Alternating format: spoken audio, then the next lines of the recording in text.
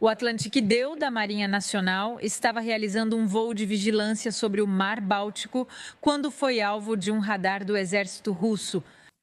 De acordo com o exército francês, eles foram vítimas de uma tentativa de interferência e de direcionamento por um radar de controle de tiro, segundo o comunicado. Como isso acontece na prática, Xavier Titelman? Quando um avião, como o Atlantic II, usa seu radar durante patrulhas marítimas, ele verifica se os barcos presentes não estão cortando cabos novamente, como os russos fizeram várias vezes. Assim, o avião usa seu próprio radar. Interferir nele significa que os russos estão tentando emitir uma frequência idêntica à do radar do avião, arriscando perdê-lo, e o ruído ambiente impede que haja eco. Assim, esse é o primeiro elemento, que não pode mais cumprir sua missão. Felizmente, nossos equipamentos são resistentes a esse tipo de interferência. O segundo elemento é que os russos iluminaram o avião. O que isso significa? Um radar que vai estar, por exemplo, em um barco, vai girar 360 graus e então não nos mira especificamente. Mas aqui é um radar que designou o avião e o seguiu muito exatamente. Normalmente, isso é feito para que o radar forneça ao míssil a informação para atingir esse alvo. A tripulação não sabe se há um míssil se aproximando a 6.000 km por hora. Há precedente. A Rússia atirou em um avião inglês no Mar Negro. Felizmente, o míssil não funcionou, tá? Mas era um avião habitado na época, um Sukhoi 27 que atirou em um RC-135. No mês passado, eles atiraram com um canhão em um helicóptero alemão, no Mar Báltico também, né? Então temos essa acumulação de agressividade e agressão russa que coloca em risco a vida de nossos homens, que tiveram a sabedoria e o profissionalismo de não reagir, mas eles realmente arriscam suas vidas. O ministro da Defesa usou o termo iluminação em seu discurso. Ele disse que o avião de patrulha foi iluminado pelo radar de controle de tiro de um sistema de defesa solo-ar S-400. Faço a pergunta porque a iluminação em linguagem militar é um termo específico. Pode explicar aos nossos telespectadores? Como mencionei, há diferentes tipos de radares. Iluminar significa que vamos realmente nos concentrar em um alvo. É como ter um ponto vermelho de um atirador de elite na testa. Isso quer dizer que é imprevisível se vai acontecer rapidamente ou se eles vão relaxar no final. Mas isso significa que, em termos de gravidade militar, você tem legitimamente o direito de responder. Um mínimo de iluminar você também, seu agressor que pode atirar muito em você, mas você pode não ter tempo para responder se ele atirar, porque vai muito rápido, ou então atirar por precaução. Estamos em um nível de agressividade inédito que não existia na Guerra Fria, pois havia um certo equilíbrio. Não havia vontade hegemônica imperialista ou de expansão por parte da União das Repúblicas Socialistas Soviéticas, o que não é o caso da Rússia hoje, que é claramente vindicativa e repete 2 vezes em uma semana sua vontade de reanexar os estados bálticos. Então temos essa iluminação que no avião, na verdade, é um sistema de guerra eletrônica. Isso é o que vemos na bola na cauda e nas pontas das asas do avião Atlântico II. Eu era navegador nesse aparelho, então eu o conheço bem. E no avião... há um detector que permite ver que estamos realmente iluminados. Avião que você conhece. Xavier Titelman, você foi detector e navegador aéreo a bordo. Vamos ver nessas imagens onde elas vão chegar em um instante. Qual é a especificidade do Atlântico II? Qual foi realmente a resposta do exército francês a bordo deste avião? É um avião capaz de realizar diversas tarefas, como lançar boias para detectar submarinos. Eu medi manchas de óleo, contamos as baleias. Portanto, podemos fazer muitas coisas diferentes com este avião. Lá, ele veio para vigiar o mar e verificar se um pescador na área não está soltando cabo para enganchar e destruir um submarino. Assim, ele inspecionou 200 navios em uma única patrulha, pois pode voar por 14 horas com 15 pessoas a bordo. É um grande avião da Marinha Nacional que decola do chão, não de um porta-aviões. E então, quando ele vai para essa área, não sabemos se ele está armado. Ele decolou da Bretanha? Ele decolou do Oriente, à base da MBWay. Ele foi até lá. Como o avião voa por muito tempo, é possível fazer viagens de ida e volta. Ao decolar do Senegal, realizamos missões no meio do Atlântico. Realizamos missões de 14 horas sobre o Chad. É um avião capaz de voar por um longo período. É por isso que somos 15 pessoas a bordo para nos revezarmos. É um avião extremamente complexo e completo que passou por várias modernizações. Ele possui câmeras infravermelhas que possibilitam enxergar com alta precisão eventos a dezenas de quilômetros de distância. Ele tem sensores de guerra eletrônica. E é isso que permite classificar o tipo de radar que nos detectou. É isso que permite saber que não era apenas um radar que passava por ali. É um radar de um S-400 com 300 quilômetros. Isso significa que estamos realmente na bolha de interceptação possível da Rússia quando estamos nessa zona. Portanto, todos os países da zona podem ter radares, mas mantê-los conectados militarmente, mesmo entre aliados e durante exercícios, é algo que não se faz. Qual pode ser ou qual foi a resposta do exército francês? Como podemos dissuadir o inimigo nessas circunstâncias sem entrar em algo frontal? Então, mais uma vez, era um míssil que estava baseado no solo, por parte dos russos. Isso é um avião de patrulha marítima. Ele possui mísseis antinávio, torpedos antissubmarino e bombas planáveis com alcance de cerca de 70 quilômetros. Mas ele não tem mísseis de cruzeiro que seriam capazes de destruir o sistema S-400 que nos iluminava naquele momento. Ele está atirando em nós, temos o ponto vermelho do atirador em nossa testa, mas não podemos responder com este avião sozinho. Portanto, a lógica, o que os ingleses fizeram depois de serem alvejados em 2022, é que todos os seus aviões agora são acompanhados por aviões de combate capazes de responder.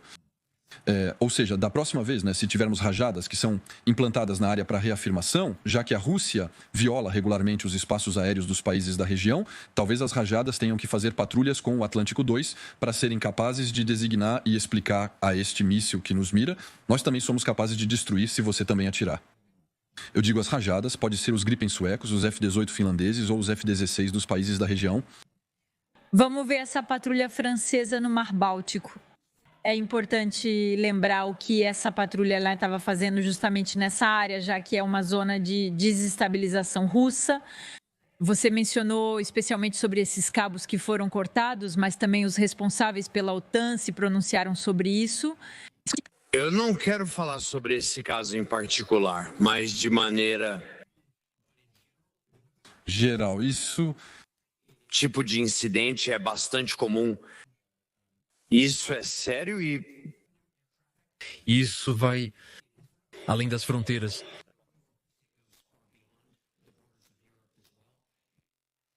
Ele diz que é comum, enquanto você apontou o caráter excepcional do que aconteceu. Felizmente isso não acontece todos os dias, mas felizmente os russos não atiram em nós todos os dias. Ele afirma que os russos têm realizado repetidamente atos cada vez mais graves, não apenas desde o início da guerra. Em 2013, eles realizaram um ataque simulado violando o espaço aéreo sueco, com 2 bombardeiros estratégicos e 4 caças de escolta, totalizando 6 aviões de combate para simular um ataque a bases aéreas.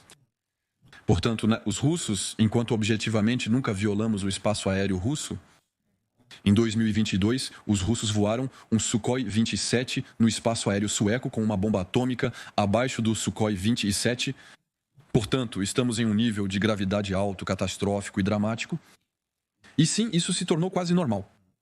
Exceto que, como não adquirimos o bom hábito de responder ao mesmo nível de suas agressões, deveríamos ter continuado a fazê-lo.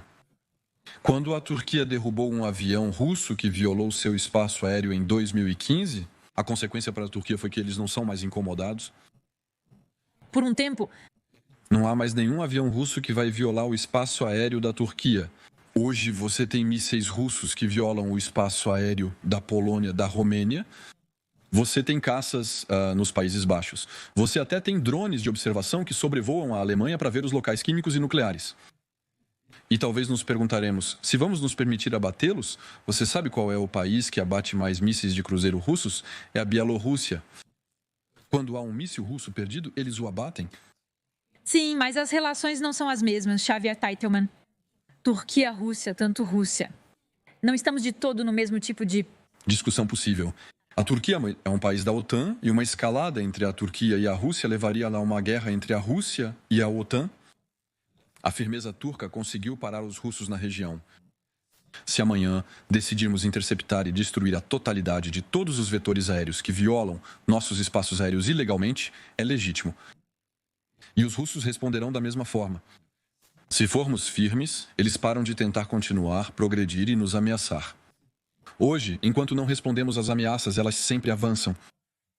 Na próxima vez que derrubarem um avião, será que o míssil não funcionará como ocorreu com os britânicos? Eles dispararam um míssil que falhou. Mesmo assim, precisamos reconhecer a sorte que tivemos de não ter iniciado a Terceira Guerra Mundial naquele momento. Então você não acredita na lógica da escalada? Mas os russos estão tentando escalar. E enquanto recuarmos a cada uma de suas provocações, eles irão ainda mais longe, destruir nossos cabos submarinos, atacar nossos aviões, violar nosso espaço aéreo, derrubar bombas finas por acaso. Desculpe, uma bomba caiu na Romênia. Então, como é que somos os únicos a aceitar isso? Imaginamos que um caça francês vai violar o espaço aéreo russo? Ele seria abatido imediatamente e isso seria normal.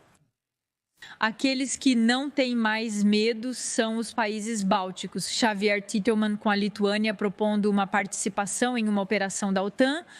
Os navios lituanos começam a participar na operação de proteção das infraestruturas críticas. E então, os lituanos que dizem isso durante a missão, os navios lituanos realizarão tarefas de patrulha e vigilância, cooperarão com as forças aliadas da OTAN e utilizarão tecnologias modernas para detectar e prevenir a tempo as ameaças potenciais. A Lituânia, que vai então se juntar a planos de longo prazo com a OTAN. Isso está de acordo com os requisitos do atual processo de planejamento de defesa da OTAN. E nós, com nossa divisão, nos integramos. Isso não é um exagero. Nos integramos aos planos de defesa essenciais da OTAN para a nossa região. Você estava nessa área, Xavier Titelman, há apenas algumas semanas, pois em dezembro, a Lituânia, que aumentou seu produto interno bruto, seu aumento de seu... Produto interno bruto destinado à defesa? Produto interno bruto para a defesa. Obrigada, Xavier Titelman. 5,6% para os lituanos. Eles estão em uma lógica clara em relação aos outros países europeus, na sua opinião? Eles estão na linha de frente. Logo, eles se esforçam mais que os outros por estarem cientes do risco. Ainda precisamos lembrar o que aconteceu, mesmo que tenha sido apenas nos últimos 10 dias. Você tem o vice-presidente dedicado à defesa da Douma que disse que era lógico que os estados bálticos retornassem ao domínio russo. Você não tem Trolchev, que é o conselheiro número 1 de Putin, nos dizendo oficialmente que uma vez que a Ucrânia desapareça, os países bálticos e a Moldávia serão anexados. A Douma, em 2022, iniciou esforços para anular o reconhecimento da independência dos estados bálticos e da Ucrânia. Alguns diriam que são apenas palavras. Não exatamente. Os russos estão nos mostrando que estão alinhando sua agressividade militar, a sua doutrina política, a sua vontade política de anexar esses países. Hoje, os pobres eram apenas palavras. É isso que fizeram com a Ucrânia. Eles mostraram os músculos e depois invadiram a Ucrânia. Há planos que vazaram uma compreensão muito clara do plano de invasão deles a esses países bálticos. Com a Ucrânia, eles são 3 anos de pausa operacional. Independente de ser uma vitória, derrota ou fogo. Eles recrutam 800 mil homens, produzem milhares de blindados e fazem um ataque surpresa mais rápido que nossa mobilização. Porque na área teríamos 2 ou 3 brigadas. Com 2 ou 3 brigadas contra 800, 1.000 homens não temos como competir. Os países bálticos aumentam seu orçamento de defesa para atingir 5%, enquanto nós mal conseguimos chegar a 2%. Então é óbvio que estamos mais distantes. Mas isso corresponde à gravidade da ameaça com a qual eles estão lidando. E hoje eu estive lá de fato, estive na Estônia e estive a bordo de um navio da Marinha Nacional que está na área chamado Cruz do Sul. E sim, eles estão na linha de frente, mas também para fazer desminagem, entre outras coisas, para a verificação da segurança de navegação nessa região. É normal que todos os países da região e da Europa participem para evitar essa escalada russa. 5% é suficiente, na sua opinião? Quando vemos a velocidade de produção dos russos no momento atual, que também não tem a mesma relação com o trabalho, não há... A lei do trabalho permite que os jovens trabalhem até mesmo à noite. Quando chegamos a essa situação com os países bálticos diretamente confrontados, 5% é suficiente? Para esses pequenos países com menos de 1 milhão de habitantes, isso é normal. E, claramente, eles precisam alocar uma maior porcentagem do produto interno bruto para sua defesa. Nós nunca alcançaremos 5%. Se alcançarmos 3% um dia, será um nível normal, dado o nível da ameaça. Mas não creio que possamos chegar lá tão rápido. Também é importante compreender que a Rússia atualmente produz entre 6 e 7 mil drones kamikazes diariamente. São drones de 200 euros. Se confrontássemos os russos hoje, também precisaríamos desenvolver essa indústria de baixo custo. O nosso míssil antitanque Acheron é incrível e custa 300 mil euros. Para os ucranianos, um drone com fibra óptica de funcionalidade similar custa menos de 1.000 euros. Isso significa que temos armas excepcionais, mas que custam 300 vezes mais do que os russos e ucranianos usam na guerra atualmente. Assim, não é preciso multiplicar por 10 os gastos de defesa para melhorar 10 vezes o desempenho. Também precisamos ser capazes de nos armar no local que permite obter massa. Exatamente. Também estávamos falando sobre a Estônia, né, onde você foi. Concretamente, isso será algo que vai mudar o jogo? Veja, a Estônia, que está expandindo sua proteção da zona econômica marítima, a Marinha, em caso de ameaça, se necessário, tem o direito de recorrer à força em toda a zona marítima da Estônia, incluindo na zona econômica. Isso é uma grande virada ao fazer isso? Ela é relativamente normal. Eles estão dizendo que há liberdade de navegação na zona, pois, como na Turquia, é necessário atravessar suas águas territoriais para passar do Mar Negro para o Mediterrâneo pelo Bósforo. Quando você passa ao largo da Estônia e da Finlândia, há uma liberdade de navegação mesmo em espaços marítimos que pertencem a esses estados. Portanto, se houver um país ribeirinho, a Rússia, obviamente, que é agressiva, que passa pela zona, que representa uma ameaça, que quebra cabos, e decidimos finalmente interceptar seu navio, isso seria algo normal e natural. Porque é isso que a Finlândia fez. A Finlândia interceptou um dos navios da frota fantasma russa. Eles estavam neste barco civil após destruírem um cabo. O que encontraram? Enormes sistemas de inteligência a bordo projetados para capturar e coletar informações contra nós. Então, no final das contas, não é tão normal assim, já que isso vai ajudar os estonianos a potencialmente detectar materiais de vigilância ou outros. Se os russos recomeçarem, a Estônia se permitirá interceptar seu barco, mesmo que seja um falso barco civil, já que os russos usam embarcações civis. Recentemente, uma fragata francesa na região foi sobrevoada por algo desconhecido. Revelação? No palco da linha de crédito imobiliário? Um navio francês, uma fragata francesa que foi sobrevoada na área por um drone que foi lançado de um barco civil russo. Sabemos bem o que isso significa. Barcos civis russos que têm atitudes de inteligência de sobrevoar uma fragata francesa não é algo normal. Nem sequer nos permitimos interceptar ou destruir este drone que, mais uma vez, não representa de forma alguma uma ameaça. Pequenos drones já são capazes de lançar granadas, como visto no conflito na Ucrânia. Portanto, isso simplesmente significa que a Estônia se reserva o direito de fazer o que é justo se houver um navio civil, um falso navio civil russo, que é ameaçador na área. Outro país ameaçado, né? A Romênia, que fez decolar F-16 após avistar drones russos sobre as cidades ucranianas perto do Danúbio. Um dos drones poderia ter caído na costa romena. Veja o que diz o Ministério da Defesa da Romênia. Devido a essa situação, 2 aviões F-16 da Força Aérea Romena decolaram da base 86 de Bórcia para monitorar a situação aérea. Esses drones violaram concretamente o espaço aéreo da Romênia? E quais alvos exatamente esses drones visavam? Então, há um porto no Danúbio que faz fronteira entre a Romênia e a Ucrânia, que é muito usado para exportar grãos, etc. Este é o porto de Ismail. Os russos regularmente atiram ou tentam atirar neste porto. E uma parte dos mísseis russos, não tendo a precisão necessária, acaba caindo do outro lado da fronteira. E você tem mísseis russos que caem na Romênia. E então a Romênia faz seus aviões decolarem pensando que, se por acaso passarem, seremos capazes de interceptá-los. Porque no passado, justamente quando passavam, ele apenas os observava passar, os observava cair no chão. O que eu acho lamentável é que não somos capazes de oferecer à Ucrânia uma proteção para essa área. Como os drones russos estão a apenas 100 metros de distância do outro lado, poderíamos interceptá-los e destruí-los. Mas por falta de vontade política, por fraqueza diante dos russos, nem sequer nos permitimos interceptar os drones que passam. Há casos em que os russos violam deliberadamente o espaço aéreo, especialmente da Romênia, chegando pelo sul discretamente. Nós os vemos passar, esperando que não caia sobre nós. Mas isso permite atacar a Ucrânia de um lado onde seus radares não estão direcionados.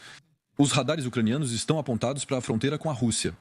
Porém, quando isso parte da Romênia, eles não estão prontos. Poderíamos interceptar esses mísseis, mas não o fazemos.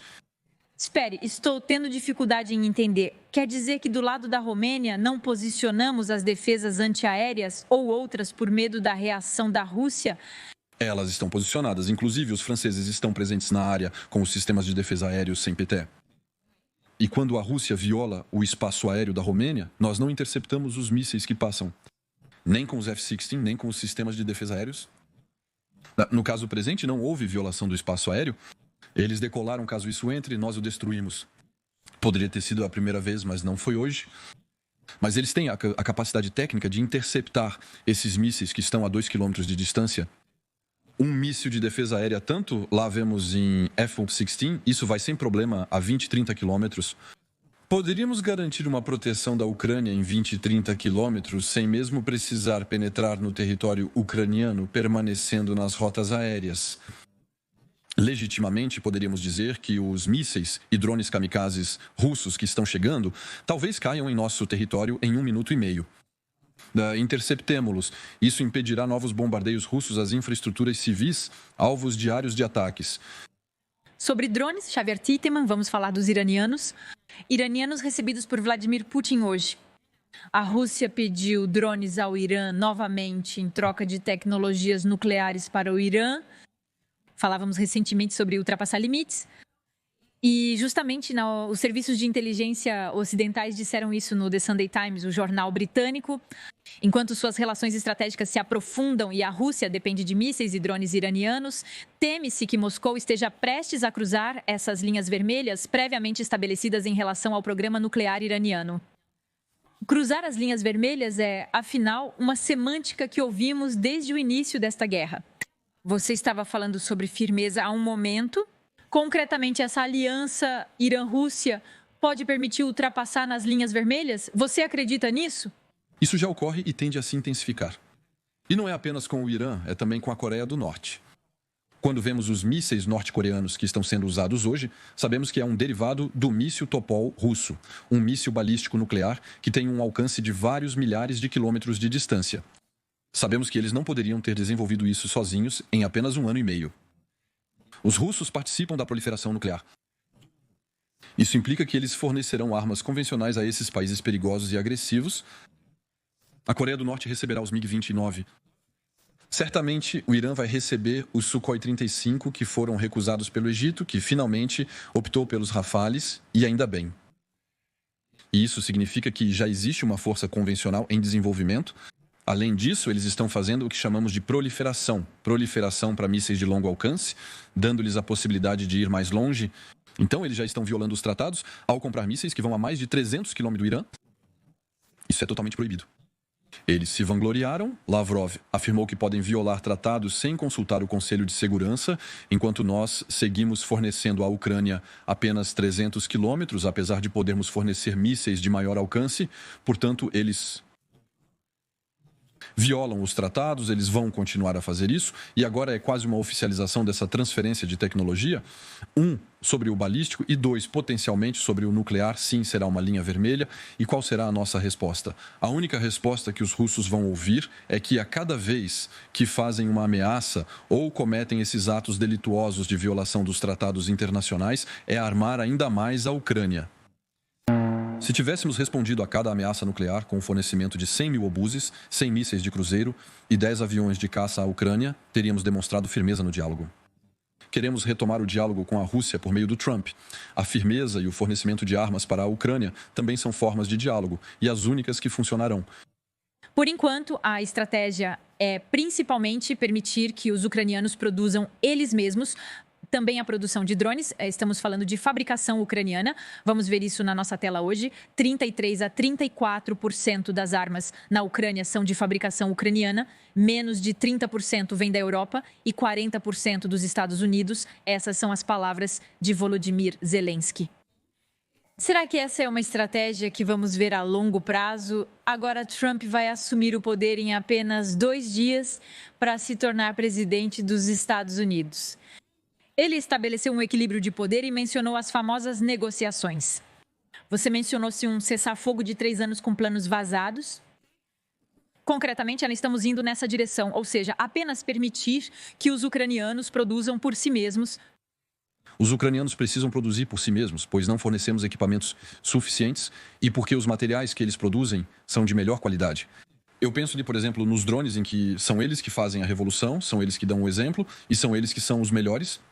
Lá, reconhecemos um drone de grande porte, que chamamos de família Baba Yaga, similar ao R-18.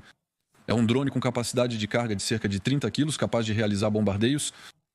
O drone deles custa 20 mil euros.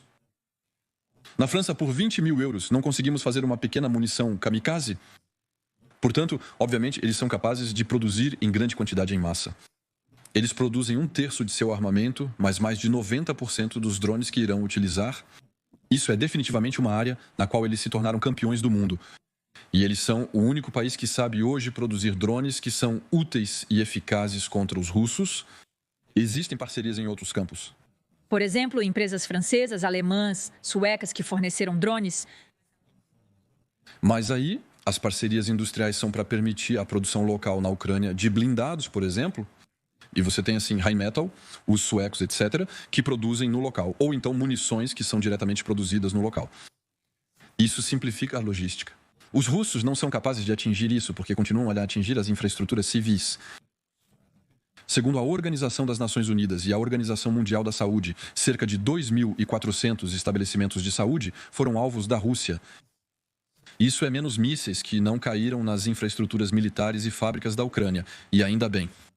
Fábricas da Ucrânia, mas que estão associadas a bandeiras da OTAN, já que com empresas alemãs como Rheinmetall, sobre as quais você falou, será que isso também faz a diferença? Se os russos pudessem destruí-las, eles o fariam. Quando eles destroem o estoque da Organização das Nações Unidas, no qual há a Cruz Vermelha, da Organização das Nações Unidas no telhado, os armazéns da Cruz Vermelha, não há dúvida de que os russos sabem no que estão batendo. Portanto, se amanhã pudessem destruir os aeroportos de onde os caças ucranianos realizam dezenas de missões diárias, o fariam. Portanto, há essa necessidade ucraniana de aumentar o poder, porque nós não estamos aumentando o poder, e as doações deram a eles 10 milhões de euros. A produção que eles farão por 10 milhões de euros será inferior, infinitamente superior ao que nós podemos fornecer por 10 milhões de euros. Um drone patrulheiro francês custa 20 milhões de euros. Os ucranianos não têm um equivalente porque esses drones não são mais relevantes no campo hoje. No entanto, eles serão capazes de fazer centenas de drones. Há uma escolha estratégica de direcionamento do fluxo monetário. Eles fazem mais com menos dinheiro. Às vezes vale a pena dar-lhes o dinheiro para fazerem enormes quantidades de pequenas armas baratas, em vez de fornecer poucas peças que não necessariamente farão a diferença. Gostaria que também falássemos sobre o terreno, sobre o que está acontecendo do lado de Kursk, pois você verá nessas imagens. Volodymyr Zelensky condecorou os soldados ucranianos que conseguiram matar soldados norte-coreanos do lado de Kursk. Foi uma cerimônia que aconteceu hoje. Os ucranianos que continuam a avançar do lado de Kursk, que é o ISW que nos relata isso. As Forças Armadas ucranianas têm capacidade de destruir o grupo militar da República Popular Democrática da Coreia na região de Kursk. Todo o contingente norte-coreano de cerca de 12 mil pessoas atualmente na região de Kursk poderia ser morto ou ferido em combate até meados de abril de 2025 se as forças norte-coreanas continuarem sofrendo com sua alta taxa de perdas. Na sua opinião, concretamente, quanto tempo os ucranianos podem manter Kursk? Sabemos o quão importante é, especialmente para as negociações. Que Donald Trump quer implementar. Os ucranianos ainda são capazes de manter esse território por algum tempo, especialmente até meados de abril, como diz o USW. Para os ucranianos, é melhor que os russos lutem para recuperar seu próprio território do que invadir mais da Ucrânia. No dia em que houver um cessar-fogo, se os russos lutarem e perderem dezenas de milhares de homens, essa é a realidade hoje. Em Kursk, há franceses que lutaram na região.